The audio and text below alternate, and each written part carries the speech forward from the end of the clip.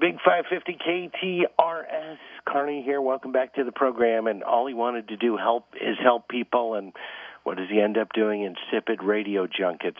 Well, need to rethink that one, don't you, Martin Lewis? Well, I don't find it a burden whatsoever when one's talking about something as pleasurable as great music that helps a great cause such as Amnesty International. I was thrilled to see that the human rights concerts from Amnesty International were released in DVD form, and it is a ton of stuff. It's 6 DVDs, it's 2 CDs. It's amazing music and performances. And unless you were at one of the shows, you probably never saw. Were these, I know some of the things like Live Aid was televised and some of the other concerts, were these on television at the time? They were on TV one time, and they very much followed the pattern of Live Aid. Bob Geldof, at the time of Live Aid in 1985, very famously said, hey, let's make these special, let's show them on TV one time and put them on the shelf. And when the Amnesty International concerts started happening in 1986, and they carried on through the 80s and 90s, they followed the same pattern. They put them on TV one time, and they put them on the shelf. Now, finally, 20 years after Live Aid, Bob Geldof changed his mind. He said, hey, the charity's not benefiting. All these people are pirating and bootlegging bad quality tapes made on a VHS deck from TV. Let's put them out in high quality so the charity can benefit. And I thought, you know what, that's a great idea. So I went to the folks at Amnesty and said, why don't we take all our great concerts that have Sting and U2 and the Police and Bruce Springsteen and put them out on great quality DVD and CD. Well, since the idea to release these in perpetuity wasn't there in the beginning, how much of a pain in the ass was it to go back and get rights and things signed off so you could do this? Or was somebody insightful enough to have a piece of paper back in the 80s that said, Bono, thank you for doing this concert, but this particular performance is now ours? Well, I'm sure somebody may have been insightful enough to do a piece of paper, but I'm sure if you ask me where a piece of paper I had last week is, I don't know. And something from 25 years ago, no one knows. However, Amnesty International is such a great cause, and the artists still support it. Now, also, I'm a very tenacious old guy. I started working with Amnesty back in the 70s doing the Secret Policeman's Ball benefit shows that featured Monty Python and Pete Townsend and Sting. So I made it my job to go to all these artists and say, hey, remember that great show you did? Could we please put it out there again for Amnesty? And you know what? Every single artist said yes with pleasure. So it's been a joy to do, and we haven't had the headaches. And I have a feeling if there was an artist that said, no, piss off, you're the kind of person that would throw them under the bus right now. So I believe you. Well, not so much I throw them under the bus, so much as on one occasion I asked Peter Gabriel something, and I said, well, I really need this, it would help. And I kept on at him, and in the end he said, Martin, I'm going to give you permission to go ahead. And I said, wow, you really see it? He said, if I don't, I'll get another 58 phone calls from you. And I said, oh, is that a compliment? He said, of course it's a compliment. I am tenacious because I believe in the cause of human rights, and these artists did such a wonderful job in doing it. By the way, I also realized that creating this 6-disc DVD box set is a bit against the grain, because in this day and age, people are watching 30-second blips on their electric toothbrush, and I come up with 17 hours of great footage on a DVD box set. But you know what? I'm fed up with people watching things on something the size of a thumbnail. This is great rock and roll. It deserves to be seen and heard on a great system. Well, and you're to be thanked for putting the time and effort into it. It also tells me that you probably need a date. Well, who has time when you do? This is my date. And one of the things we did, we actually tell the full story on a little website we have called humanrightsconcerts.com, which gives the background to all these concerts and why the artist did it. But one of the reasons it went to 17 hours was after I had 12 hours of concerts beautifully restored, I thought, wouldn't it be great to have some additional context? So I got brand new interviews from Sting and Bono and Peter Gabriel and Bruce Springsteen, who never does interviews. But I also found some fantastic rarities. I found Peter Gabriel's home movies, which included an amazing jam session with Bono and Larry from U2 and guys from Peter Gabriel and Lou Reed's band, all jamming late night. So all these extras are there. It's 5 hours of extras with the 12 hours of concerts. I was lucky enough in 1986 to go to the Rosemont Horizon and be at an Amnesty show, and it was Robin Williams and the Neville Brothers and Joan Baez, and I don't remember, it was the 80s. We don't really remember a lot of that. But it was supposed to end with Sting, and Sting was the last one to come out, and unbeknownst to anyone, Stewart followed him, and Andy followed him, and for the first time in better than a decade, the Police were playing on stage together. It was phenomenal. It was that reunion of the Police was a big surprise, because the first 3 concerts on the tour had been Sting on his own, and then he reunited the Police. And I actually spoke with all 3 members of the Police who reunited again this weekend for the launch of this DVD. And I spoke to Stewart and Andy and to Sting, and they all agreed they had to do it for Amnesty. If they were going to come out of their self-imposed hiatus, Amnesty was the cause that was big enough for them to do it. Though, of course, Sting said, I think we were a bit rusty, and then he paused and said, but we were always a bit rusty, so what the hell? Your Sting impression is dead on, and then I remembered, oh, wait, you already have a British accent. Martin Lewis is with us, Amnesty International, proudly presenting Released, the human rights concerts, and if you had the opportunity, as I did, to be at one of those, you know how special they were. You certainly heard about them, and you can now relive them. And no matter your musical taste, it's covered from Joan Baez to Miles Davis to, of course, the ones that were there, Peter Gabriel and Sting and U2, but others, some world music, and Joni Mitchell, and a reunion of Robert Plant and Jimmy Page, just some amazing stuff. Those concerts went until 98, and look, you still got scumbags like Kim Jong-un and human rights violations going on. Why did the music stop? Well, you know what? It didn't stop so much as change, because doing those big concerts were as appropriate for those years.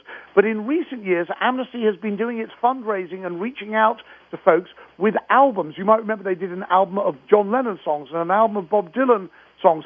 And some of that bonus material on the DVD, I went to those artists, fantastic younger artists, and got them to contribute fantastic video clips. So on the DVD, you see Green Day and Coldplay and Mumford & Sons, and we got Ozzy Osbourne and Joe Perry, and so there's right across the board. We've even got the oldest guy in the world. We've got Pete Seeger, who's 94 years young, performing a song, a Bob Dylan song for Amnesty. And then at the other end of the spectrum, you've got all these young bands who feel the same passion. So Amnesty's message continues, and it's just maybe a different way of getting it out there. And this DVD box set, and there's also a 2-disc CD, those are a way of passing the message forward. As Bruce says it in his interview, pass the Amnesty candle forward to the next generation. Martin Lewis joins us, and you have had a pretty blessed existence to be able to call these people your friends. Now, granted, every time the phone rings and they see you on caller ID, they're like, God, what does Martin want this time? But all for a good cause. But it has given you unprecedented access to people that we hold up as gods of music and of comedy and the Pythons and all that. So let's talk about that relationship that you have for a moment. Number one, who of those people, in observing their life, would you not trade with? Because it's like you're getting pulled 50 million directions. You have to put on a fake beard to go to the store. I wouldn't be you for anything. I wouldn't want to be one of those artists. I have spent so much time in close proximity to those artists and watched the demands on their time and their lack of privacy. I wouldn't envy it at all. And, when I approached them to ask them to do one more favor for Amnesty, for example, this weekend I asked Stewart and Andy from the Police came to a premiere we had in Los Angeles, and Sting the next day in Los Angeles came did another plug for Amnesty. I see how precious their lives are, and I wouldn't trade my life for theirs. But it has been a great honor to work with these folks, and they all tease me because they know they know when I phone up or email, it's going to be with a question I'm asking them to do something for Amnesty. But I've never had one of these artists say no when push came to shove, because they understand what it's about. So who's the one that gets pulled the most? Well, that's hard. That's a hard definition. I know who. I know. Look, when I came to getting Bruce Springsteen to do an interview, Bruce Springsteen famously does not do interviews on camera. That's just not his thing. I don't know why, because he's an exceptionally good interviewee. I mean, he gives really profound, interesting answers and has some very funny anecdotes. But Bruce was just simply not in the mode to do an interview, and I chased him for about 3 years till I got him, and I saw how busy he was. Finally, I got to do an interview. In fact, I ran into Bruce at the premiere on Broadway of the Rascals show that our mutual friend Stephen Van Zandt had produced. And I know the rules. You don't go up to a big star, even if you know him. You don't go up to a big star at a social occasion and start saying, hey, you've got to do this for the charity. That's just not appropriate. But when I went over to Bruce to say hi, I did tease him slightly. I said, gosh, Bruce, you know what us Brits are like? Sting and Peter Gabriel, they're all claiming credit for everything that you did on that Amnesty World Tour. I mean, in their interviews, they claim credit for everything, man. And he just laughed, because he knew what I was doing. I was winding him up that he'd not yet agreed to do an interview. And sure enough, a couple of weeks later, I got a phone call from Bruce's office. Bruce would like to do an interview for Amnesty. So I teased him a little bit. And then when he did the interview, it was fantastic, because his passion and commitment for human rights is so clear, came through in every word he said, and he also threw in some very funny stories about his experiences playing with Zeppelin. It was just amazing. Those interviews, by the way, part of a box set, 6 discs, a lot of music, the new interviews, plus some classic old footage, 2 CDs. It's a box set called Released, the Human Rights Concerts, and produced by Martin Lewis, who joins us. And this, he mentioned in the beginning, started as part of the Secret Policeman's Ball, co-created by John Cleese. And John Cleese is on my short bucket list of people I must talk to before I die. In fact, his assistant, Howard Johnson, I have pestered millions of times and have not gotten any closer. If you've got a tip how to get closer to Mr. Cleese, I will send you cash. Well, he's been married to a big succession of American blonde women, so I don't know if you could sort of make yourself into one of those. That might help. I think the Adam's apple might blow the deal. Well, you know, that's why they have prosthetics and makeup artists.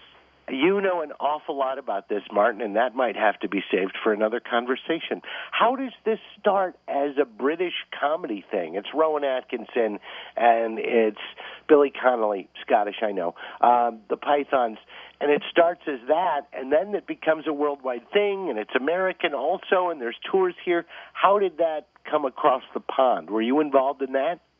To a degree, yes. But here's the thing with Amnesty. It's such an innately good cause. I mean, how can you be against human rights? That it really inspires people, and they follow on by example. When the very first show was done in 1976, and I only got involved because I heard that Monty Python was doing a show, and I volunteered my services to help produce an album of that show. I didn't even know what Amnesty was. And you weren't a blonde bombshell. I was not a blonde bombshell then or now, but I was keen to meet Monty Python. But once I got there, I discovered what Amnesty was, and it got me very passionate. And I continued producing those shows with them. And in 1979, I very shyly suggested to John Cleese, could we have a little music? And he said, well, you know, that's not my thing, but if you think it would help, go ahead. And I approached Pete Townsend and asked him to play acoustically, because we didn't have any room for a big band setup. And he came along and did 2 or 3 songs, and that was what started going. And then a couple of years later, we did the Secret Policeman's Other Ball, and I approached Sting. Now, I only got as far as saying the words Secret Policeman, and Sting said, oh, that thing Pete Townsend did. Yeah, I'm in. And that was how it went. And so that was what inspired Peter Gabriel and Bono and Bob Geldof, who I managed to get. All of those artists came on board. And then here in America, there was a wonderful chap called Jack Healy, who was the executive director of the U.S. section of Amnesty, and he said, let me do what those crazy Brits are doing, but he decided to focus just on music. We in Britain had done comedy and music. He focused just on music, and it was a very smart decision. And that was what led to the Human Rights Concerts. And the 1986 U.S. tour was all of Jack Healy's idea, and he did that with the great late concert promoter Bill Graham. And so it goes, and each artist gets involved by dint of the example of the artist that went before. And the world tour that happened in 1988, that was Bruce Springsteen, Sting, and Peter Gabriel, the idea for that came out of Jack Healy, the guy who'd done the 86 tour, and myself. We were sitting around a table having lunch in L.A. one day, just talking about the shows we'd done for Amnesty. And he turned to me and said, you know what, 1988 is a big year for Amnesty. It's the 40th anniversary of the Universal Declaration of Human Rights. We must find something spectacular to do to honor that. And I said, well, do you have any ideas? And he said, well, one idea I have is, how about a 24-hour rock concert marathon at Madison Square Gardens? And I looked at him and I said, Jack, I thought we were trying to abolish torture. This sounds like a new definition of torture. We laughed about that, and then I said, look, here's my suggestion. You've just done a brilliant job of touring the United States. You've got to take it bigger. This is a universal message. You've got to tour the world. You've got to do a world tour. Now, to be honest, that was just a utopian notion by me. I didn't really think it would ever happen, and I always give 1,000% credit to Jack Healy. He was the guy that took that crazy idea and he made it happen. I didn't produce that tour. He produced that tour with Bill Graham. And what a phenomenal thing. 6 weeks around the world. It was like Live Aid for 6 weeks. Quite astonishing. And you can catch it on the DVDs. The Human Rights Concert's now available. Shout Factory putting it out, doing a great job. More information at amnestyusa.org. And the producer and one of the co-creators, Martin Lewis, joins us on the broadcast. And tell us a little more about you. When you're not saving the world, what account for your time? Well, 4 years to put together a 17-hour DVD box set. There isn't any other time. However, amidst all my passions for doing this, I do a lot of work in the Beatles world. I host Beatle fan conventions, and recently I got a very distinct honor. The Encyclopedia Britannica decided they wanted a new report about the Beatles for the 50th anniversary, and because I'm considered something of a Beatles historian, they asked if I would write it, which I was very honored to do. And then I found out it was the first report about the Beatles in 50 years. They did one in 1964, and they've never written about the Beatles since then. So that was a really big honor. I did that.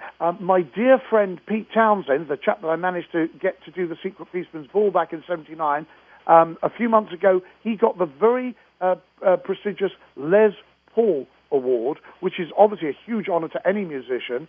And he wanted somebody to give him the speech inducting him, and he picked me. And of course, natural insecurity, I just assumed he'd had 58 other people he'd approached first, and they'd all turned him down. But no, he actually thought that I might make the best speech and asked me to do it. So I did that for him, and that was a great honor. But being the kind of person I am, I thought, I want to make this a really special night for Pete. And it was taking place in Anaheim, which is not the easiest place to go to on a Friday night. It's a lot of traffic in Los Angeles. So I thought, you know what? I'm going to get some help from people. I managed to get one person to be there in person, who was Eric Burden of the Animals, to sing some of Pete's songs. But I got messages from Paul McCartney and Mick Jagger. So you had a member of The Who saluted by a Beatle, a Stone, and an Animal. And the look on Pete's face when he saw Eric and Paul and Mick honoring him was magical to me. So that's another, that was a real treat to do that. And then I got 20 more projects like that I'm playing around with at any given time. I bet you do, and I had no idea of the Beatles tie-in, so tell me the truth. Is Paul dead? Is Paul... Is he dead?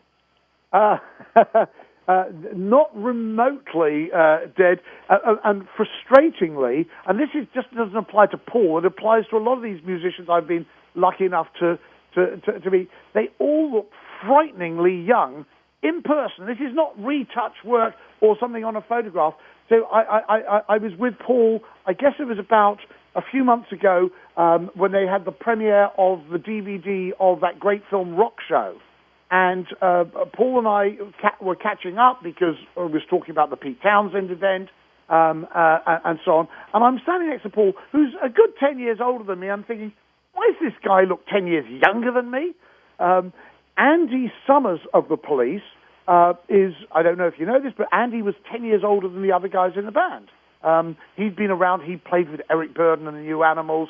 So, Andy is in his early 70s. I'm standing next to Andy. How come this guy looks much younger than me? That Sting, with his yoga and his all his tantric things, which I'll go into detail about. These guys, these rock and rollers, they should be completely worn out. They should look completely exhausted. They look incredibly healthy. I don't know what it's I will tell you this, Martin. Throw a few more million my way, and some of these bags under my eyes are going to disappear. Maybe that's it, but no. I think these guys live their life to the full, which is something I try to do. And on all the projects I do, I mean, the fun of working on the Secret Policeman's Ball shows got me to work with Monty Python, and also one of my absolute heroes, Peter Cook, the late Peter Cook of Peter Cook and Dudley Moore fame, who was just an inspired and wonderful person to work with. But then all the musicians, I mean, working with, I found myself working on something with Ozzy Osbourne a few years ago. I was at Ozzy's house chatting away on a project, and we were sharing our love of the Beatles. We both love the Beatles and John Lennon. And I knew that my good friend Mark Hudson had produced a track of a John Lennon song with Ozzy that had never been released. And I found myself saying, what the hell, let me just ask Ozzy. The worst he can say is no. I said, Ozzy, you know you recorded that song, the John Lennon song, How? It's not been released. Would you please give it to Amnesty International to put out for a charity single, and we'll do it to salute the 70th anniversary of John's birth?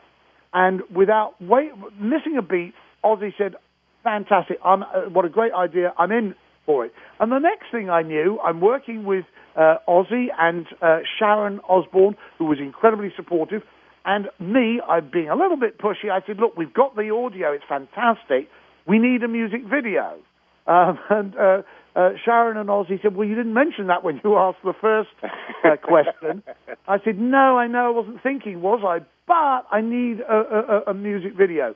And what they said was, look, Ozzy hasn't got time to shoot one in L.A., but he'll be in New York in 10 days' time. If you can be in New York, we'll give you 4 hours of Ozzy's time, and you can make a music video.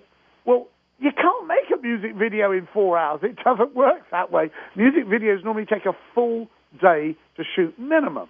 However, I thought, well, this is too good an opportunity to miss, and to have Ozzy there for John Lennon and Amnesty International, got to do something. So I got a very talented filmmaker called Ernest Fritz, he did the documentary called Blood Brothers about Bruce Springsteen.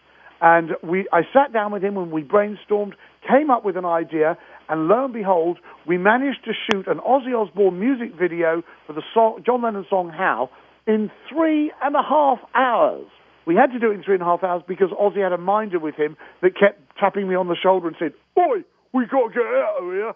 So we did it in 3.5 hours, and it's got.